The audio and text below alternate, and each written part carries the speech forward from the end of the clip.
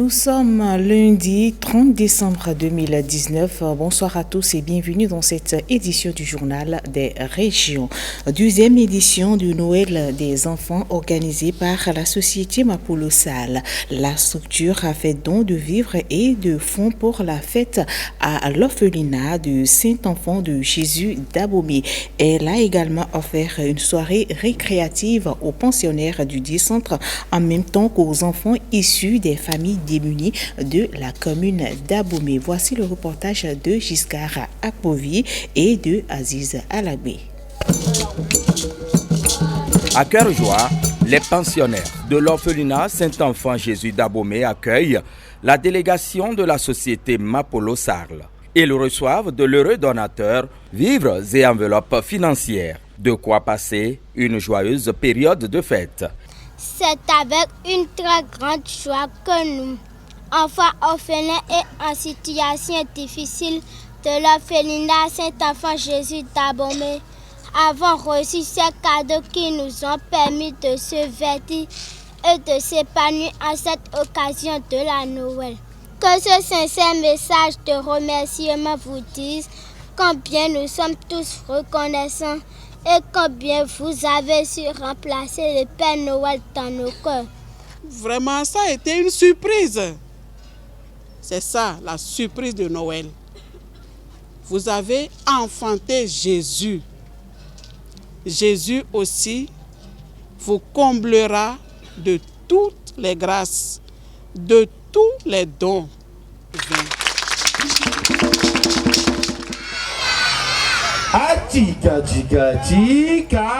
Pour le compte de cette fête, la société Mapolo prend également en charge des enfants issus de familles démunies de la commune d'Abomey. Est-ce que vous êtes content? Est-ce que vous êtes content? Ok, la fête sera belle. Et moi aussi, je suis très content de vous voir ce soir.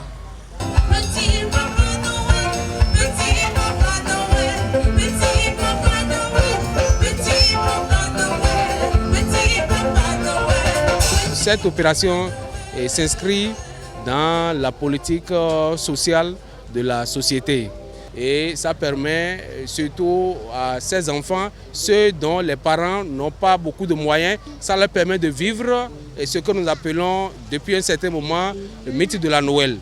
Vous savez que celui qui s'occupe des enfants, il s'occupe du monde entier, il s'occupe de l'avenir. Les enfants, c'est l'avenir de demain. Donc c'est une manière pour le PDG Mapolo Sall de contribuer à l'avenir, à la construction du Bénin de demain. Les éditions à venir tiendront compte de l'excellence à l'école, a laissé entendre le président de la société.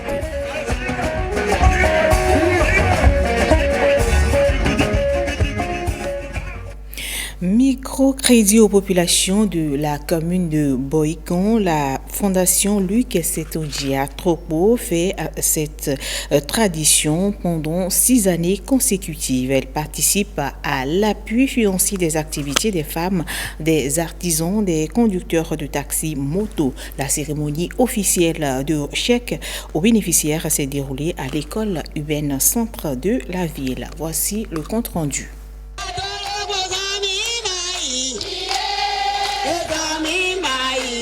Des dizaines de millions de francs pour booster les activités génératrices de revenus des populations de Boïcon.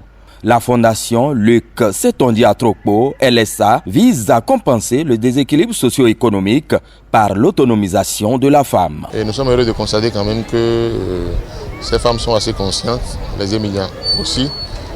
Ils respectent leur engagement. L'objectif pour nous, c'est quoi? C'est d'aider les groupements de femmes. Lorsque la femme est aidée, lorsque la femme est à l'aise, la ville est à l'aise, le pays est à l'aise. Il y a des femmes qui sont pères et qui sont mères, qui doivent donner à manger à leurs enfants, qui doivent scolariser les enfants. Et elles le font très bien. Je pense que c'est une obligation pour nous de les appuyer. Et on le fait, on continuera de le faire. On demande à Dieu de nous aider à faire demain mieux qu'aujourd'hui. C'est notre objectif. Le taux de recouvrement des crédits antérieurs est réconfortant selon le bailleur. Il est de 100% chez les femmes. Un résultat qui donne droit à des crédits encore plus consistants pour cette 6e édition. Vraiment, nous sommes ravis. Le prêt que Luc Setondia Tropo nous fait Il ne reconnaît pas de parti A ni B. Ça nous soutient beaucoup, ça nous aide beaucoup. Avec ça, là, je m'occupe de mes enfants avant mon mari. Plus de 2000 femmes réparties dans 228 groupements seront impactées par cet acte de la fondation LSA. Elle entend étendre l'initiative sur toutes les autres communes du département du Zou. Et tout autre chose à présent dans ce journal, première édition de la campagne de commercialisation 2020 du soja. C'est la commune du Glazué qui a abrité l'événement. C'est la ministre de l'Industrie et du Commerce accompagnée de son homologue de l'agriculture qui a donné le top des ventes et achats au marché international de Glazué. C'était en présence des producteurs, des structures d'encadrement et des fêtières organisatrices de la filière. La filière soja enregistre sa première commercialisation officielle au Bénin. Au fil des années, sa production s'est accrue de façon exponentielle. Partie de 5000 tonnes en 2000, la production de cette légumineuse a aujourd'hui franchi le cap des 165 000 tonnes. Au départ, les gens considéraient la filière soja comme une filière transversale. La filière soja est considérée aujourd'hui comme une filière émergente. Le chef de l'État a compris et il dit désormais je vais doter cette filière à un programme national de développement où le programme national de développement de soja a été validé. Il a de cela 1 mois. Hier, nous sommes à 165 000 environ. Demain, nous serons à près de 200 000 tonnes. Parce que vous avez décidé en Conseil des ministres de porter haut les flambeaux du soja. Merci pour cela. Pour l'avoir fait, nous n'allons pas permettre que cette filière, de par le rythme de sa grandeur, puisse nuire aux autres spéculations, notamment le coton. Mieux, le soja permettra de fortifier les actions du coton. Mais notre rôle est de venir appuyer ces acteurs-là pour les amener à obtenir des produits de qualité. Le soja, filière porteuse, c'est une spéculation locomotive au vu de ses résultats et de l'engagement des fêtières et autres structures accompagnatrices. C'est à cause de la montée en flèche de la puissance de soja dans leur système de production que le président de la République a été convaincu à l'idée de faire du soja une filière émergente. Dans ces oléagineux, nous avons de la valeur. Au plan agronomique, c'est une bonne plante pour améliorer la fertilité des sols. Je voudrais nous inviter à une conjugaison de moyens et des efforts pour booster notre économie nationale par une contribution plus révélée de la filière soja à travers des appuis efficaces. Le gouvernement, dans ses réformes, attache du prix à la diversification agricole et surtout au placement des produits sur le marché. Je voudrais annoncer ici à Glazué que le Conseil des ministres du mardi 24 décembre 2019 a autorisé la création d'un organe paritaire pour la gestion de la filière soja.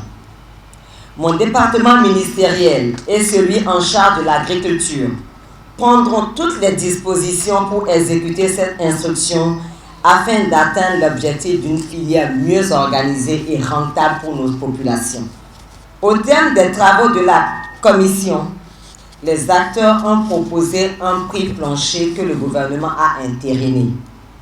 Il est de 175 francs CFA par kilo aux producteurs sur toute l'étendue du territoire national. Garantie est donnée aux producteurs quant à l'existence de marchés d'écoulement régionaux et internationaux. Du sport à présent pour finir cette édition, 10e journée de la 8 à Ligue 1.